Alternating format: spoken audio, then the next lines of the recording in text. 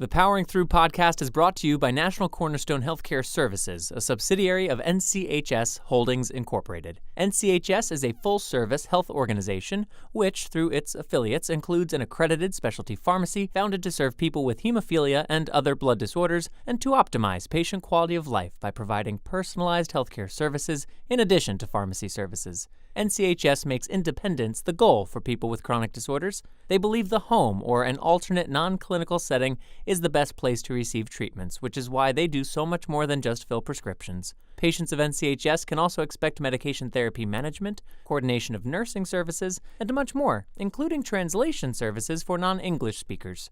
Learn more about NCHS's services and the team who provides them by visiting nchswecare.com. Once again, that's nchswecare.com. Everybody needs an advocate. Because I'm not there 24/7. Families that have hemophilia mature faster. I've been feeling a lot of anxiety lately. I'm so tired of being strong. To understand how far we've come helps you appreciate where we are now. No is just no for this person. Somebody's going to say yes sooner or later. And it helps you understand that there are more steps to be taken in the future. You're the first person I've met with a bleeding disorder. Let's fight the disease and not the people who have it. Hello, and welcome to episode 13 of the Powering Through podcast, featuring panel conversations on obstacles, challenges, and what it takes to overcome, held for the benefit of the bleeding disorders community.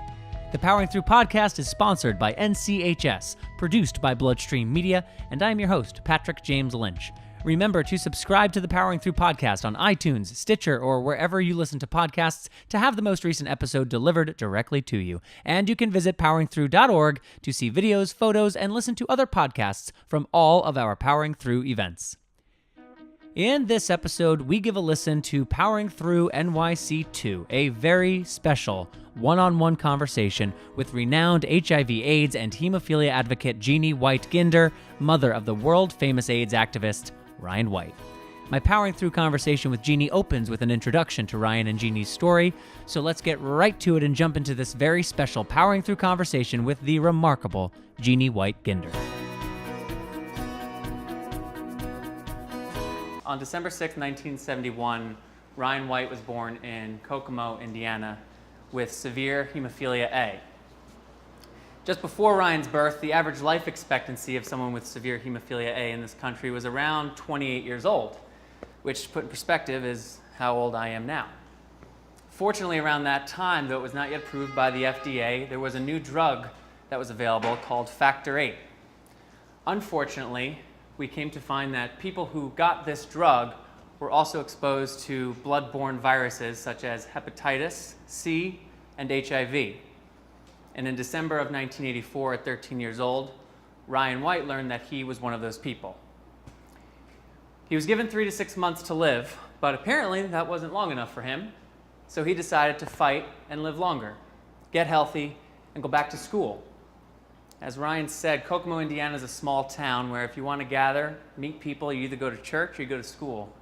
And unfortunately, when he was healthy enough, neither one wanted him back, which started Ryan on a quest for his own civil rights to attend school as a healthy 13-year-old boy.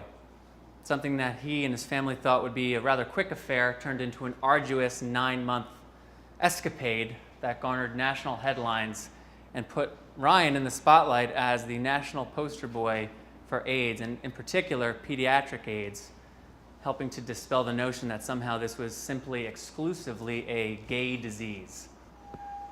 3 to 6 months became 5.5 years, during which time Ryan traveled around the country speaking to groups of educators, groups of legislators, groups of his peers, teaching them what it looked like to have AIDS, what it was like to have AIDS. On April 8th of 1990, Ryan White died.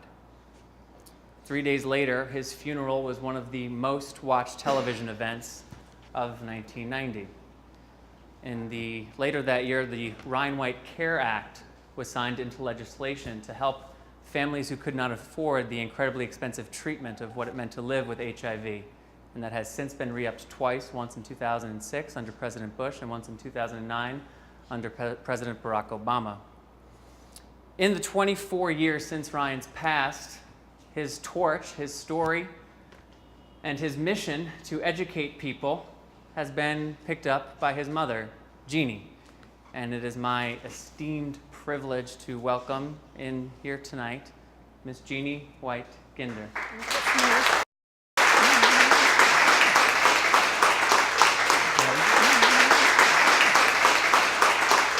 Tell us a little bit about your life prior to December 6, 1971. What was your life like growing up before Ryan entered into the picture? Oh gosh, I worked at General Motors. I was very shy in high school. I never gave an oral book report. I was always self-conscious of my weight. You know, I always felt like I didn't want people to ever talk about me. And at General Motors, I know when somebody was absent, everybody, it seemed like, talked about that person that was absent. So I never wanted to be absent because I didn't want people to talk about me. The only thing I ever wanted to do was be a mom. The hematologist called me and he said that Ryan was a severe hemophiliac, that he had less than 1% clotting. He said that he'll never be able to play contact sports. They told me that he'd never be able to have any major surgeries. They told me that if he was ever in a car accident, the chances of him living would be almost zero because he would bleed faster than what they could ever put blood into him. But they told me about this new drug that was going to enable hemophiliacs to live almost a normal life. And I was so excited. I thought, oh my gosh, you tell me this bad news, and now all of a sudden you're telling me this good news about Factor VIII. Indiana, you have the Pacers, the Colts, IU, Bobby Knight, Larry Bird. It's a big sports state. Was it hard to keep him safe? Did he want to push his limits often? Did you have to kind of mitigate the level of physical activity that he wanted to engage in?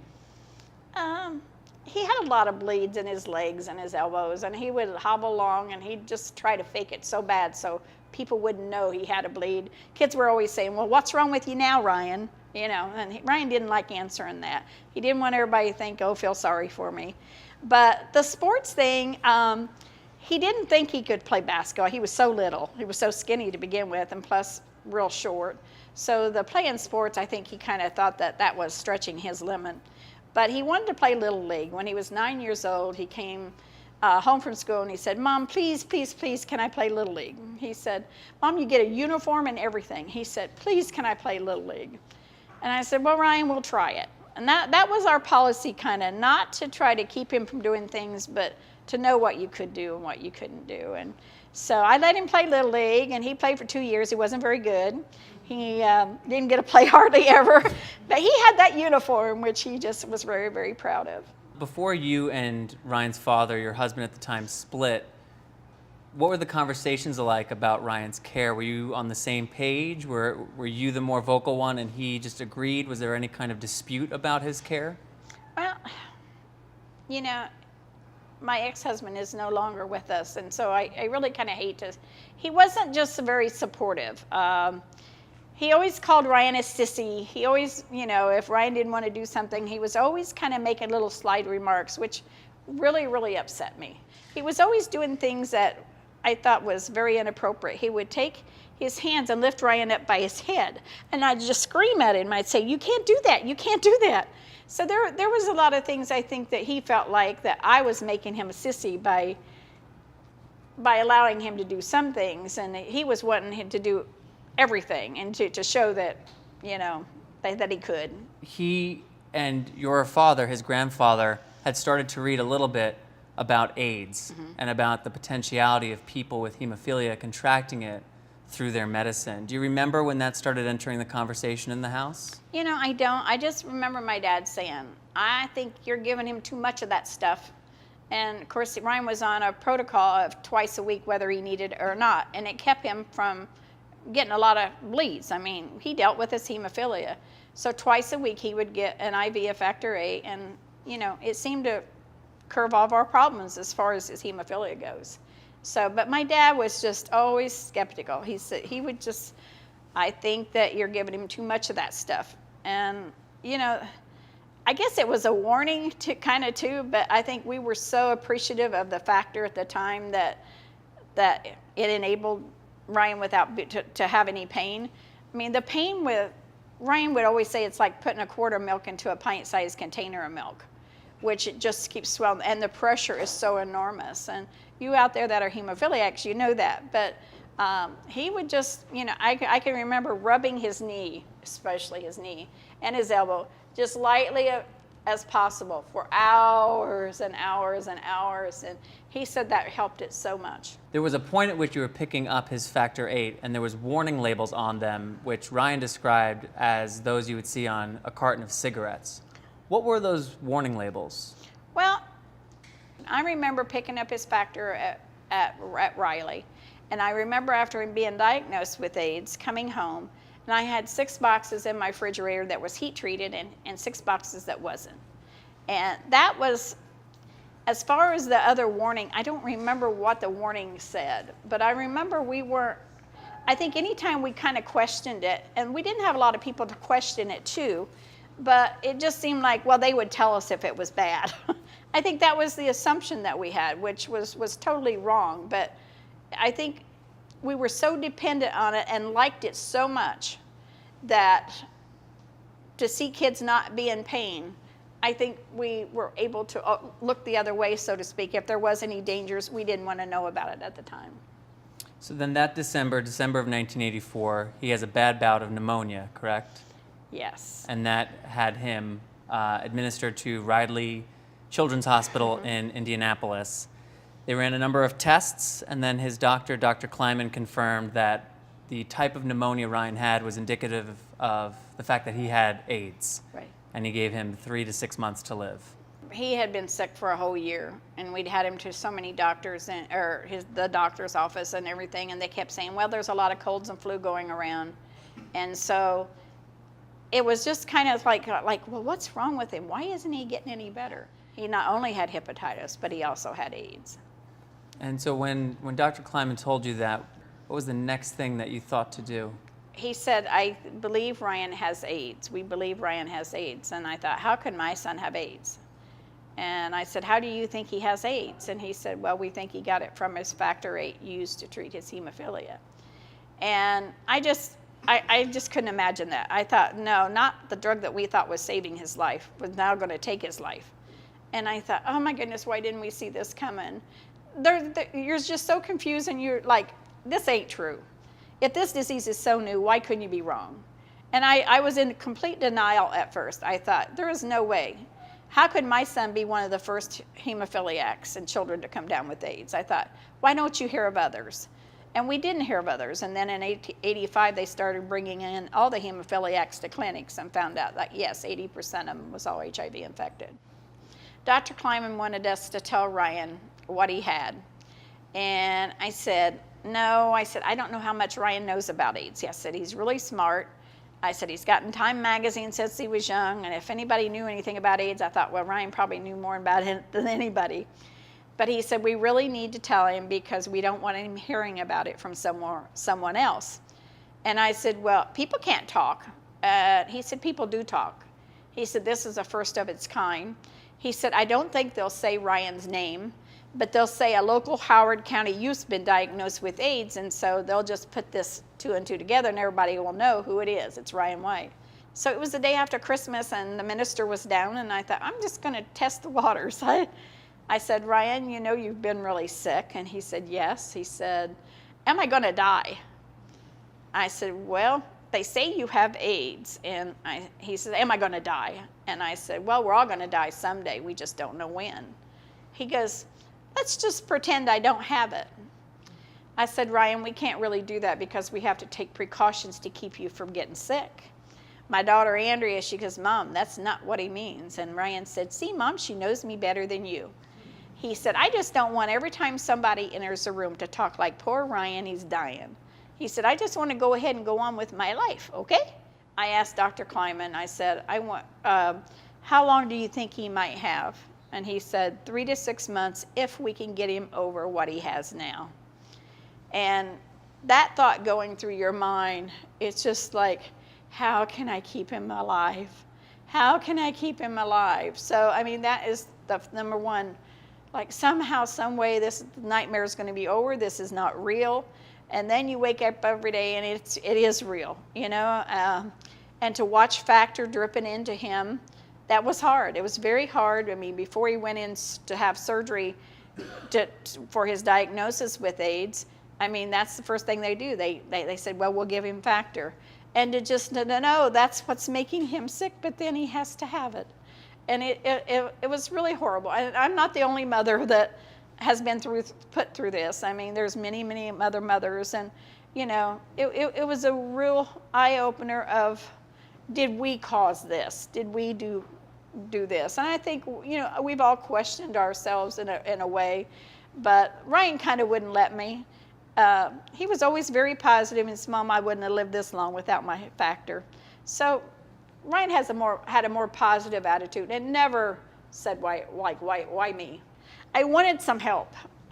Because I knew when Ryan was diagnosed and when they brought in all hemophiliacs in 85 and the percentage was so high, I knew that if this was going to be for all hemophiliacs. I knew it would be, that anything we did, it was going to be for the betterment of all the hemophiliacs. But I called the Hemophilia Foundation. They gave me the number of their attorney. I called, he lived in Detroit, and I called him. I spent 2.5 hours on the phone with him and talking to him about, please, could I just have some kind of representation, because I know it's going to affect so many hemophiliacs. He kept saying, no, we do not want to draw attention to our hemophiliacs having AIDS. We are a Hemophilia Foundation, not an AIDS Foundation. And I just kept pleading with him. I said, yes, but this is going to affect all hemophiliacs. That he kept saying, no, I'm sorry, but we cannot draw attention to our hemophiliacs. And I saw that within the hemophilia community even, because even though we had a small hemophilia group in Indiana, we have a poinsettia sale every Christmas time where we sell poinsettias to raise money, you know, and everybody started just drawing back from me. And, you know, nobody wanted, because they didn't want to draw attention to their own families with hemophilia, and then people might question whether they have AIDS too. And you found a home with AMFAR and with the gay community that was fighting this disease. There was that first benefit with Elizabeth Taylor, which was the first of many celebrities that became associated with Ryan and with the battle to learn more and combat HIV and AIDS. I mean, Phil Donahue, Rob Lowe, Alyssa Milano, Howie Long, Ronald Reagan. But there's two that stand out because of their involvement with the family in particular, the first being Elton John. How did Elton John come into Ryan and your lives? Well, AMFAR was having this first ever AIDS benefit in New York, and we thought, oh my gosh, what a great educational tool. Terry called me and said, you know, is there any way you guys would want to come to New York? And Elizabeth Taylor is going to host this event, and they'd like Ryan to do this event with them. And we thought, oh my gosh, that's going to be so wonderful, because Elizabeth Taylor doesn't want to get AIDS. All these celebrities don't want to get AIDS, and it'll show that you can't get AIDS by being with somebody. And so we thought, this is really going to be the best thing we could ever do. So we flew to New York, and Ryan went on Good Morning America. And David Hartman asked him, he said, who are you looking forward to meeting at this AIDS benefit, Ryan? And Ryan said, meeting Elton John, definitely. I was so shocked, because I had always liked Elton's music, but I always thought he was a little weird. I mean, he always, you should never give false impressions or say things, people, unless you get to know somebody, because it was the biggest mistake I ever made in my life. Elton ended up being my guardian angel. I mean, he was there with us during Ryan's his whole illness. Elton did not attend the benefit, but he had jet lag. But the next day, when Ryan and Andrea and I were all in the limo going back to the airport, the phone rings in the limo, and it was Elton. He wanted to meet our family. He heard Ryan say that on TV. And we ended up flying to California. We stayed 5 days with Elton, and we ended up staying 5 more days. He ended up being the most beautiful person in my life, and there was not a want or need that last week and a half of Ryan's life that Elton didn't try to do everything he could to help this child live. And the other person, you know, I spent a weekend with Jeannie and her daughter and her mom, for part of it, and her husband, maybe about a month ago, down in their home in Florida. And I was anticipating getting emotional talking about Ryan, and I lost my brother at 18, and it brings things up. But I did not anticipate how emotional I would get talking about Michael Jackson. Can you talk a little bit about Michael's role in Ryan's life? We got a call on the telephone, and somebody wanted to know if there was anything Ryan wanted. And Ryan says, well, Mom, what do they mean? I said, just name something that you, because we had no idea who it was. He goes, well, I could use a stereo, you know, one of them, he thought one of them little hand stereo systems, you know. Because he said, I don't have my own stereo. We only had the family one. We get this huge system that is bigger than Ryan. The speakers and everything, it was so unreal. And then they said for us to call to see who it was from. And then we found out when we called, it was from Michael Jackson. So that friendship kind of grew. We went to the ranch numerous times, and my daughter included. They just really hit it off. And Michael said to me, he said, you know, Ryan has never talked about being sick. He said, I know he is, but he said, Ryan has never mentioned it. Ryan never wants anybody to feel sorry for him. Sometimes, I mean, like if he was in the States, he would call Ryan like every night for like 3 or 4 nights. Ryan would sit up against the wall in the living room and talk to him. And I just, one day, is this what you're getting at? I think so.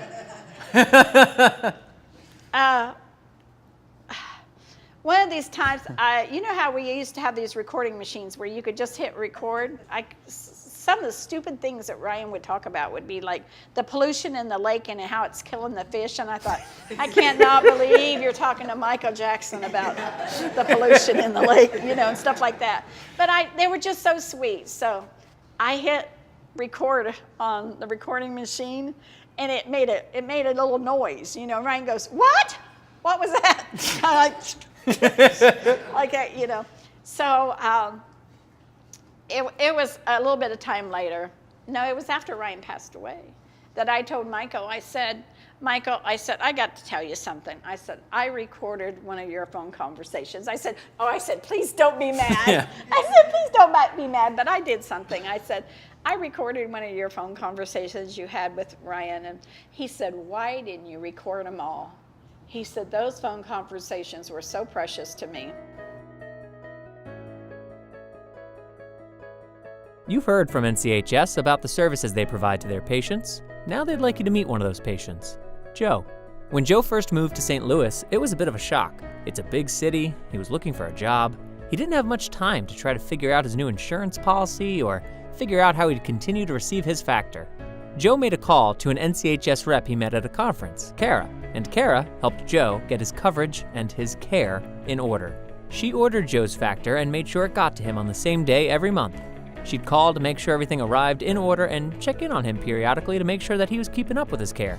Kara works for NCHS, the specialty pharmacy and healthcare organization, and this is what she does. She takes some of the hassle out of everyday life with a bleeding disorder. So, Joe was able to focus on his self-care without having to spend hours on the phone with doctors, pharmacies, or insurers. His factor and supplies showed up on time every month in the right quantities, and if there was ever a problem, he could just call Kara. She just made life easier. NCHS. We care for life. In late March of 1990, he was at a benefit with you out in California. What was the nature of that trip to California? The Reagans were having an Oscar party, and they called to see if Ryan would do this Oscar party with the Reagans, and it was for kids, and they wanted to know if we'd come out for it. So we flew out there for it, and Nancy held Ryan's hand. They went around to all the tables for about 2.5 hours, I think it was. Ryan said, I want to go, Mom, because we've never heard Reagan mention the word AIDS, and if he'll appear with me, he said, I want to be there. That was Ryan's last appearance, was with the Reagans, really. We ended up flying home the night after that, and Ryan entered the hospital for the last time. Elton followed right behind us a day later or so to be with Ryan and me. This was, like you said, this was definitely a scary sickness. As it turned out, it was his last time at the hospital. Mm-hmm. At what point were you, so ultimately Ryan was put in a induced coma. What did Dr. Kleiman say to you before that was done? He said that we want to slow his body down to where maybe the meds might work. He said, he said that last time I talked to Ryan, I told Ryan what Dr. Kleiman wanted to do, and he goes, if I got a chance, he said, I want to go for it. So they put him in a coma and slowed his body down, and he just kind of kept deteriorating. Flowers were coming in from all around the world. They were lining up the hospital corridor, and he was taking the tags off to make sure everybody could be thanked. And they were going out to nursing homes as fast as they were coming in, because it was just unreal. The media was just everywhere. But it was quite an ordeal to see him, and to see him give so much of his life at that hospital. And he had a phone line put in as well, right? Yeah. Another famous person, Michael Jackson, called the hospital, and he asked me if he could speak to Ryan. I said, Michael, he won't be able to hear you. He's in a coma. He said, no, he'll hear me. He said, I know he will. He said, is there any way you can get a telephone line ran to Ryan's room? And I'm thinking, well, if anybody can, Elton can. So I told Elton, I said, Michael wants to talk to Ryan. I said, is there any way we can get a telephone? He goes, consider it done. So he got a telephone line ran to Ryan's room, and Michael Jackson calls the hospital room, and Elton John is talking to Michael Jackson. And Elton told Michael, he said, I'll put the phone up to Ryan's ear, okay, and you can say what you want to. And when he did that, I looked over at Elton, and he had tears just running down his face. And I put my arm around him, and I said, what's the matter? He said, you know, with all the money that's in this room, we can't bring this boy back to life. It was a real realization to Elton. He'd been on cocaine for 17 years, been an alcoholic, bulimic, you name it, Elton had done it. He had all the money he could ever want, but one thing he didn't have was his health. He entered rehab after Ryan passed away, and he contributes his life. In every interview he does, he contributes his life being saved because of Ryan. And then when Ryan did pass, and the day of his funeral was a media bonanza, and people couldn't get in. Roy himself couldn't get into the funeral, to the mass, or the service rather. What do you remember about that day? You know, it was just, you're almost in a non-existent world. You really can't believe this has really happened. Even though you try to, in some way, think that this might happen, you just can't go there. And I couldn't either. Just some of the neat things I think that did happen during that experience was Barbara Bush. Barbara Bush came to the funeral, and me and her were back in this little room, and she told me about her 5-year-old little girl that died of cancer. I had no idea of that. And that just warmed my heart, and she told me, she goes, as a mother, you will never get over this. And just to think that here Mrs. Bush, you know, understood what I was going through right at that moment, because she had went through it too. But there was comical things, and there was just so serious things. And you know, you just try not to look up front. That was I just could not believe this was really happening. And I can remember Elton coming in, and he's saying, I thought you said you didn't have very much family. I said, well, I don't. I'm thinking about the family that has seen Ryan since he was sick. Well, he goes, I think you better look out here, because you wouldn't believe all the people that's calling themselves family. I looked out, and I could not believe every family, every relative I think we've ever had in our life was out there. And that it was kind of upsetting to me in a way, because I had not seen none of these people the whole time Ryan was sick. About 3 days after Ryan's funeral, Michael called me and asked me how I was doing. And I said, I'm doing okay, Michael. I said, Michael, what made you and Ryan so close? He said, you know, most people can't get over the Allah who I am, so nobody ever acts normal around me. He said, Ryan knew how I wanted to be treated, because that's how he wanted to be treated. And he said, trust. He said, Jeannie, I can't trust anyone, because everybody always wants something from me. He said, you know, I promised Ryan he could be in my next video. But now that he's gone, he said, I can't put him in my video. But would it be all right if I did a video for him? So as I mentioned earlier, you know, my brother died at 18, 7 years ago, would be 25 today. And ironically, 17 years to the day of Ryan's funeral. And I like to sometimes, he no longer necessarily looks like the last pictures we have of him. He's starting to age out of the memories. And I wonder, would he have a wife, a kid? Would he have kids? Would he live closer to me in Los Angeles or closer to Mom in New York? When you think about Ryan, I'm sure at times your mind, he'd be 42 today. What do you think about? Losing a child is the worst pain any mother could ever go through. Everybody said it gets easier. It doesn't. You learn to live with it because you have to, not because you want to. I just envision, Ryan, I would say his choice would have been working behind the scenes in the movies. But I think he would probably be in D.C. working with the AIDS epidemic. I don't think that choice would have been given to him, I think that would have been, am I saying that right? He would have had a calling. Yeah, I would think that he would have had a bigger calling. I think he would have thought definitely we would have had a cure by now. I think he would just be shocked, though, that people are getting their meds and they're living long, productive lives. I think that would have been, we just dreamed of those meds. I have a feeling that if Jimmy Fallon took his Tonight Show crew on the streets of New York and asked 15, 20 people if AIDS is cured in America, at least a handful would say yes. So to me, that's why it's important that Ryan's story still be told. And not only for that, but because his story is one that reminds us why it's important that we meet what we don't know with an open heart and the desire to love and to learn, rather than with irrationality and fear. In your own words, why is it important that we continue to tell his story and your family's story? Because I don't think the AIDS epidemic is our last disease that we're going to have to deal with. I think by how we treat each other, especially within the religious communities too, just to see how people can judge people and not look at a person for who they are and like a person for who they are.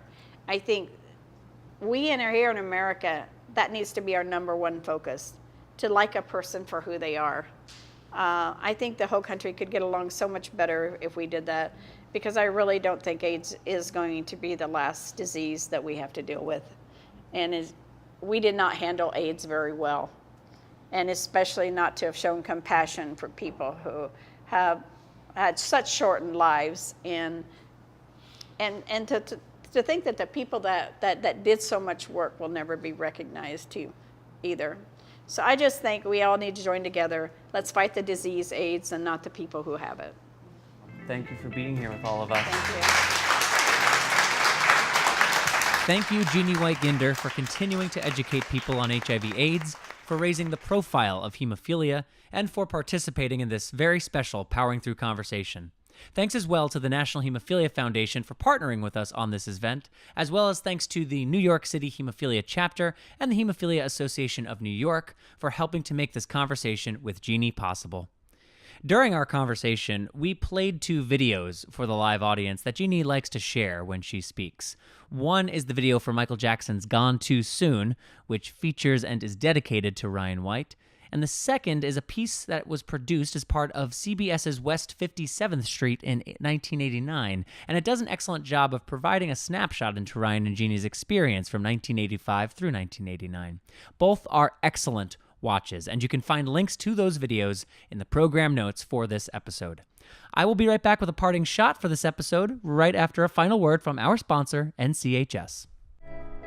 NCHS believes in being a proactive partner in their patients' care, which means providing services like arranging convenient and discreet delivery, encouraging adherence to therapies, and monitoring your therapy outcomes.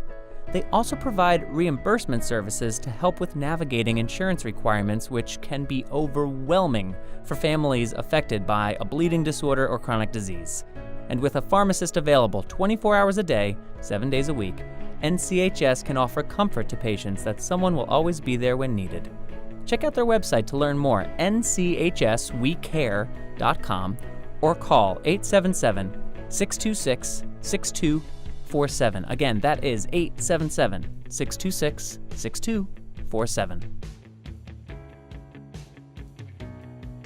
So, for you Netflix subscribers out there who may have recently finished binging your favorite show and are looking for the next thing to watch, I would like to recommend The Ryan White Story, a 1989 TV movie covering Ryan's civil rights battle to return to school. It brings to the screen the fear, panic, and discrimination that circled around Jeanne and Ryan during the height of the HIV/AIDS epidemic. You can find it on Netflix, and there is a link to the film on Netflix in our program notes. It is well worth the watch. And that will do it for episode 13 of the Powering Through podcast.